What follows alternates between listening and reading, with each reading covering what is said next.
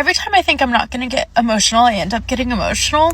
But basically, this is my second time in the past, I think 3 years, being laid off from, honestly, somewhat of a dream job.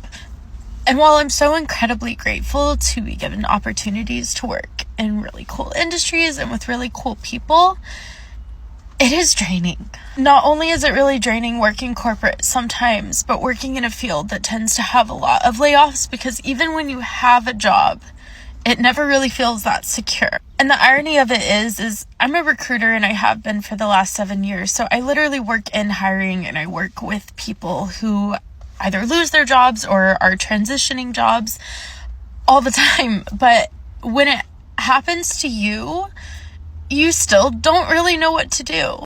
And even when you know that the layoff is not your fault and there's not really much you could have done, even in this last role, I was literally promoted 3 months ago, and then last Friday was my last day. So even knowing that there's nothing I could have done and getting feedback that there's nothing that I could have done, it's hard, because a part of you is really proud of your work and where you've gotten in your career. And so it feels like rejection when it gets taken away from you, and that part really sucks. I did not think this was going to be a come on here and cry video, because I've literally never done that on social media, but I was hoping maybe I was going to have something more inspirational to share. Unfortunately, at this time, I do not. Just know that it sucks, and yeah, if this has happened to you, I'm in your boat, and it's okay, I think, to be emotional about it. Especially, I mean, I'm American, so especially living in a culture that really prides themselves on their work and their careers, and attaches a lot of value to that. It's okay to be a little sad. And at the same time, historically, people tend to figure things out and move on to bigger and better opportunities. So yeah, I'm just holding on to that rejection is just redirection, even when it doesn't feel like it at the time. Welcome to the TikTok Drop Capsule, where we unpack the internet's most painfully human stories, the kind that make you laugh, cry, and question why your dream job ghosted you harder than your ex. Here's a lesson I learned the hard way, and I mean the real hard way. So don't you think for a second that you're so good, so valuable, so important to your company that you can't be laid off. Because that's the most dangerous mindset you can have as an employee in corporate America today. This idea that I know how to do everything, or I'm so valuable to the company that if they laid me off, that business would cease to exist in the morning. I got bad news for you. The sun will come up the next day and they will keep on moving. Companies see you as a transaction. You are not a person in most organizations. In fact, the people making the decisions on layoffs a lot of times are so far removed from the day-to-day activity of the company, they don't even know who you are. And once they make that decision, your boss cannot save you. As much as you think they can or they will, they can't do it. Now, I'm not out here trying to scare you. I'm just trying to tell you from experience. Someone who crushed the numbers, exceeded the quota, was the only field seller, and managed the P&L, and took care of business development, and took care of a lot of the technical aspects for my product line. And then poof, one day we were gone. You know what? It doesn't matter. There is always some way to make the business function without you. It may not be optimal. It may be hard for the people around you with you gone, but that business will continue going. So you need to be prepared at all times to have your number called. It's not fun, but that's just the way this market is. Does anybody know what's going on? So I've applied at least about 100 jobs, I say, in the past 4 months, right? Every time I get the interview process, I still get denied. My resume looks good. I had somebody do it, fix it up for me. I just don't know what to do. I even went to a server job, did an interview, and got denied. I feel like that's one of the easiest jobs to get. I don't know what's going on at all. This shit is just crazy. At this point, I think it would be easier to infiltrate Fort Knox than get a job. I have been applying to jobs for 2 years now. The last one I did 6 interviews. 6 interviews. They didn't even send me a rejection email. This was 3 months ago.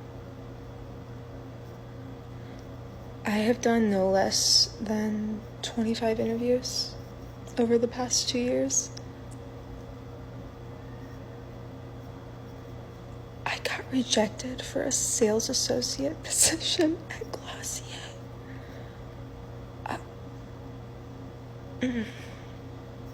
A sales associate position. Today's drop, unemployment in 2025. The emotional gym membership none of us signed up for. It starts with a confession that hits like a punchline from the universe. Next month will be officially 1 year since I've been unemployed. 1 whole year. She got laid off from her agency job, networked with everyone or tried to, but no one's responding. She's been to final interviews, smiled through, "We really loved you," and applied to over 8,000 jobs, even internships, even jobs that pay less than her rent. And she's still standing there like, what else do you want from me? Blood? A resume scented with tears? It's like the job market collectively decided to play Squid Game, but the only prize left is exposure. Next month will be officially 1 year since I have been unemployed and got laid off from my agency job. I've networked with barely anybody responding back to me.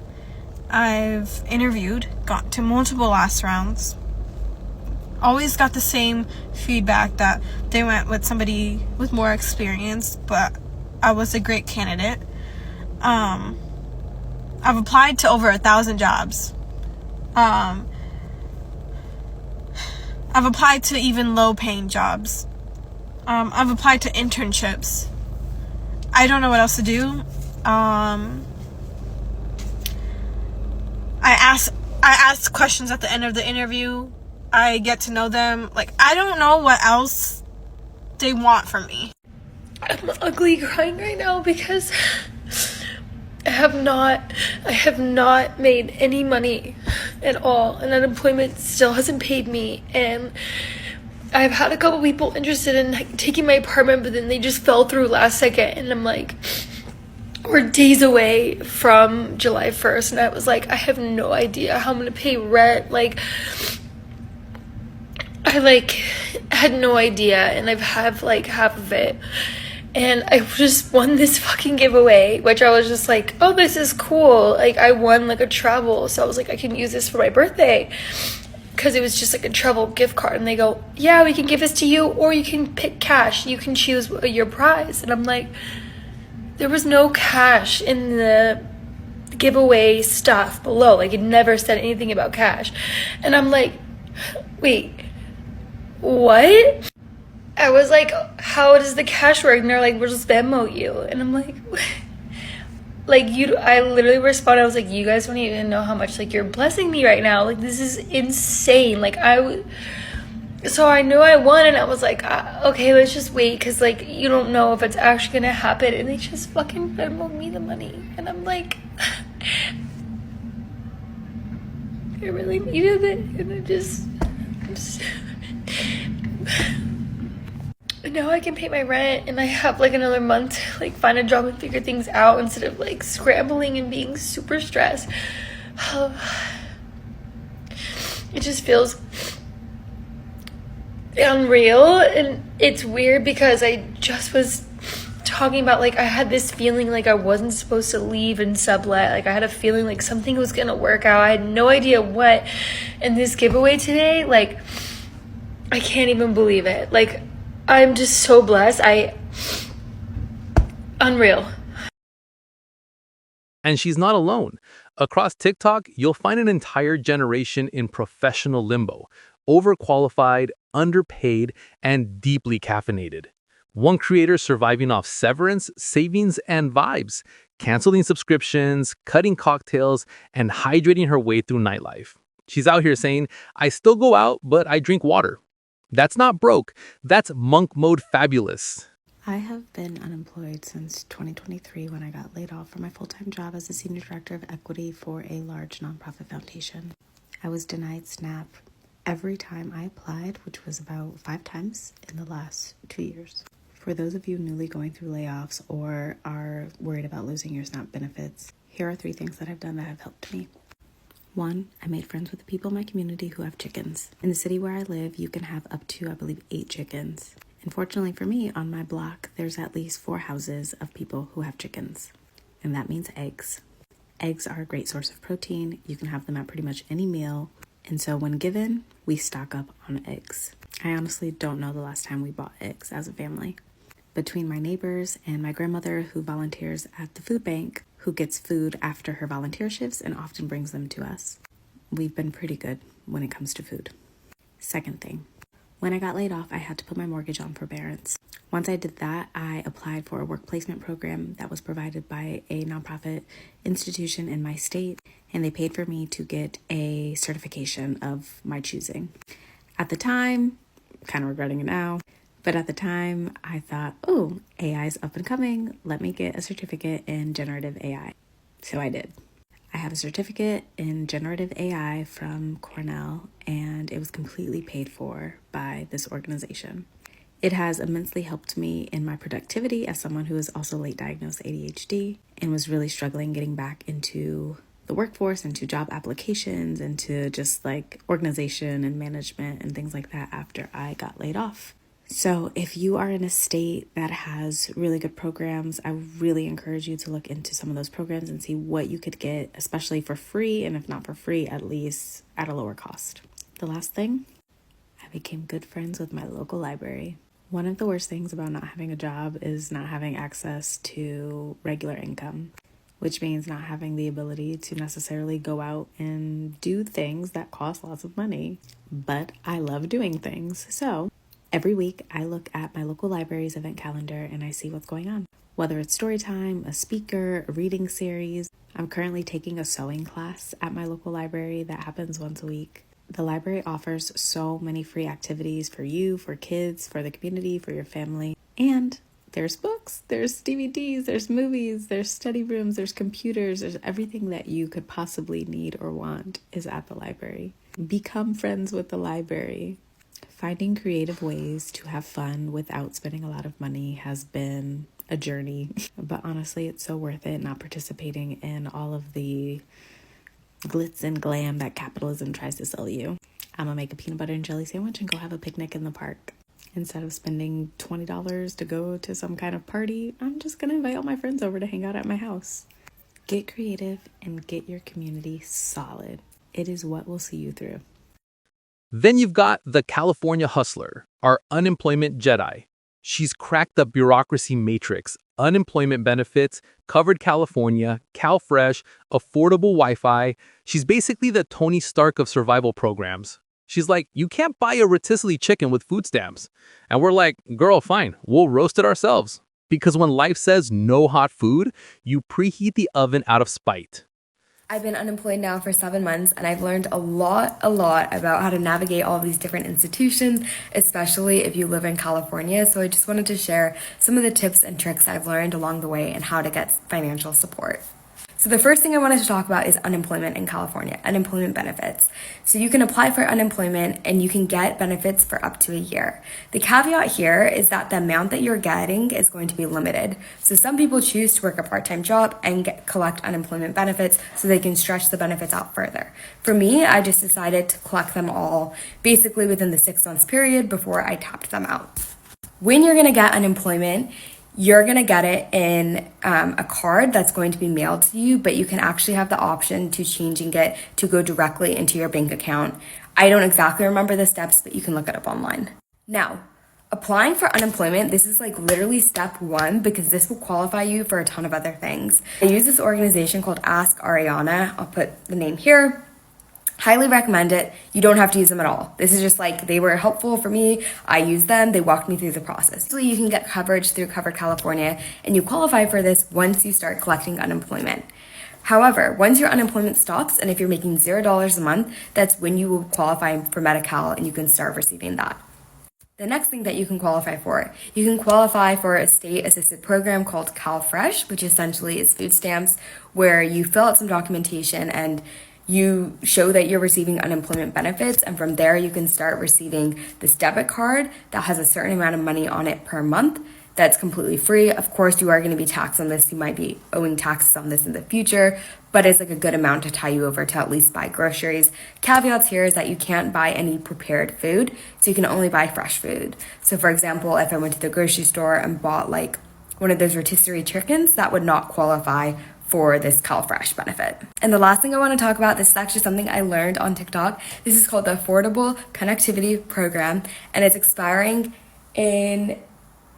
at the end of April 2024. Apply for the program, you get accepted, you then tell your provider that you're a part of the program and they deduct it immediately from your bill on a monthly basis. So just another really great way to get some financial assistance during that time. These are all the resources I know of and the things that I've been able to tap in during my time of unemployment and how I've been able to still remain afloat in ways, but would love to learn if you all have any other resources. So definitely keep me posted. I've been sharing a lot about my unemployment journey and more specifically job hunting journey, especially in the tech atmosphere on here on TikTok. So if you're interested, definitely follow along in my journey. Meanwhile, the giveaway miracle girl turned divine timing into rent money. She was days away from eviction, crying on camera, when a random giveaway, yes, a giveaway, paid her rent. The universe literally Venmo'd her. She said, "You guys don't even know how much you're blessing me right now." Ma'am, we do. We're crying with you. Sometimes the algorithm gives us exactly what we need, and sometimes it's just tears and capitalism. And let's not forget the spreadsheet warriors, the ones who know exactly how long they can survive on severance, unemployment, and emergency savings. They're budgeting like NASA's watching. One said, "I can last 10 months without bleeding." 10 months, that's a survival arc. That's not a budget, that's a Netflix series. A lot of us are on the brink of a layoff and we have no idea. I predicted this in 2021 and I said it again in 2022 that CEOs are trying to reset salaries. The salaries had just gotten so out of control and I knew it wasn't sustainable. Obviously there were layoffs in 2022 and then again in 2023 and then again in 2024. But the difference between this layoff is it's going to feel very silent. I feel like people have finally gotten to a place where they don't have layoff anxiety. Companies know what they can do with and without. And things are either about to pick up or slow down for certain companies, and they're going to start laying off again. If you're about to get laid off, there's nothing that you can do to save your job necessarily, but there are some things that you can do to prepare for a layoff. Number one, stay ready so you don't have to get ready, okay? Your resume should be updated. Your LinkedIn should be updated. You want to make sure that you're financially prepared. So if there's anything that you can do to cut expenses, I would do that right now. If you have a really expensive gym membership that you can live without or some expensive subscriptions that you can live without, I would start doing that now. Once you have updated your resume and updated your LinkedIn, it is time to start applying for jobs. And I would start applying for jobs as if you're going to get a notification tomorrow, that meeting with HR tomorrow on your calendar. Start applying for jobs like that. Start networking now. Don't wait until you're laid off to start networking. You can do that now. There's no rule that says you shouldn't be networking at all times. And networking can look like different things. It could mean reaching out to people on LinkedIn. It could mean going to in-person events. It could mean going to conferences. It could mean reaching out to people that you worked with before in the past. You should be doing any and all of those things. Most importantly, give less hoots at work and more hoots to your job search, because you could put your all into this job and still be laid off. But if you put your all into your job search, at least you'll be employed. You want to mentally prepare that if you are laid off, if you're let go, if you quit your job, if you really start your job search as if it's your full-time job, it could still take anywhere up to 6 months to find a job. So I'd much rather you prepare now in case you are laid off 2 months from now, 3 months from now, even 6 months from now. You're in a better place than if you start the job search then. And if you're like, girl, I don't have time to do all that because I'm working and I have other things to do, then you can hire my team of reverse recruiters and we'll do it for you because I'm back from sabbatical. I'm ready to get to work. Then there's the recruiter who got recruited by unemployment. She's been helping people find jobs for 7 years until she lost hers. She was promoted 3 months before being laid off. Corporate America said, "Congrats on your new role, now clean out your desk." And when she cried on camera, it wasn't performative. It was the sound of every overworked soul realizing stability is just a myth with a 401k plan. And if that wasn't enough, there's a growing chorus of job seekers saying, "I've done everything right. Tailored resumes, networking, follow-ups, and still nothing." People applying to server jobs and still getting rejected. Like, how do you fail an interview to carry plates? It's not incompetence, it's an economy doing the limbo under its own expectations. One woman said recruiters told her she was a great candidate, but they went with someone with more experience. Translation, you were perfect, but we wanted a unicorn with 20 years of experience and a $15 an hour salary expectation. Make it sense. And yet, I have been unemployed for 4 months now, and I get this question asked pretty often, even in my personal life. How do I continue to live my life comfortably without any income? For some background info, I was working a 9-to-5 corporate job. I got laid off back in October, and it is now January, almost February 2025, and I've applied to so many jobs, and I still don't have one. No, my parents are not helping me or any family is helping me. I'm totally single as well, so no partner helping me. Basically, so when I got laid off, I did get 6 weeks of severance, so I was still getting paid normally for like a month and a half. And then also I did get a really quick, like 3-week temporary job. I was working at the mall in retail, and that did help quite a lot because I was working almost 40 hours a week, just taking so many people's shifts, even though it was a part-time job. I made about like $1,000 working in retail for that short amount of time, and that did really help a lot with like paying for my rent and my car and any other bills that I have. But aside from the severance from my company and that quick little retail job, I do have a good amount of savings just from so many jobs that I've worked over the years since I was like 17, 18. I've always been able to save and always made sure that I could, take a certain percentage out of my paycheck and save some money.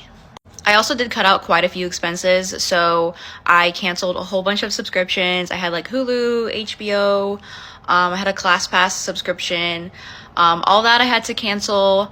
And when it came to like going out, my friends and I like to go out and have drinks on the weekends and get food. I had to do way less of that. So I'd still go out with them and look cute, but I just drink water.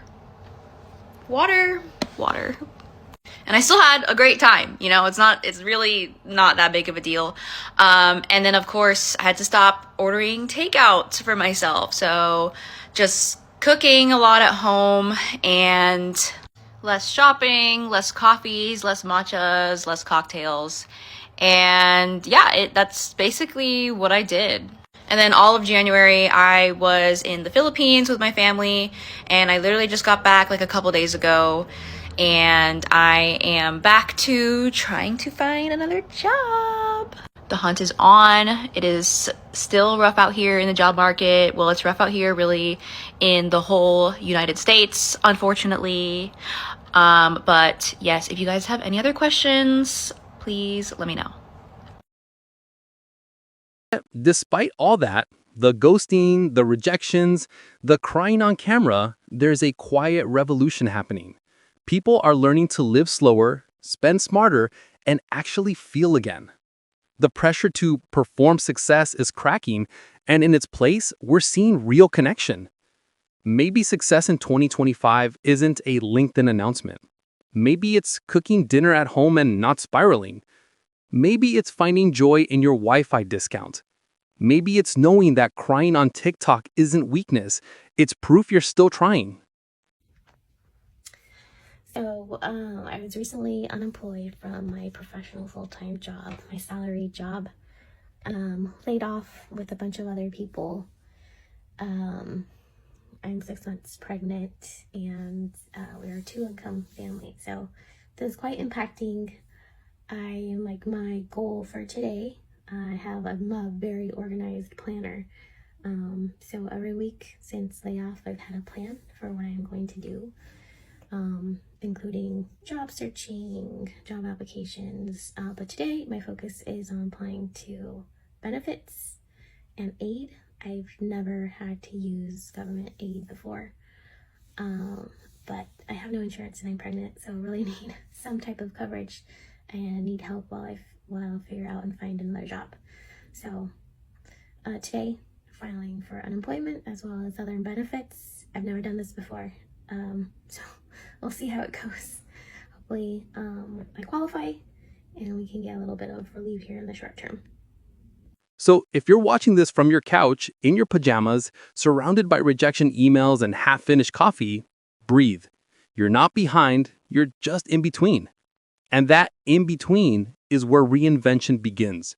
Because the job market may be frozen, but your story isn't over. The comeback is already downloading. It's just buffering. Thanks for watching the TikTok Drop Capsule. If this made you laugh, cry, or question your career path, send it to that one friend who's surviving off vibes and instant noodles. Remember, you're not unemployed. You're in transition, and transitions are where the best plot twists happen.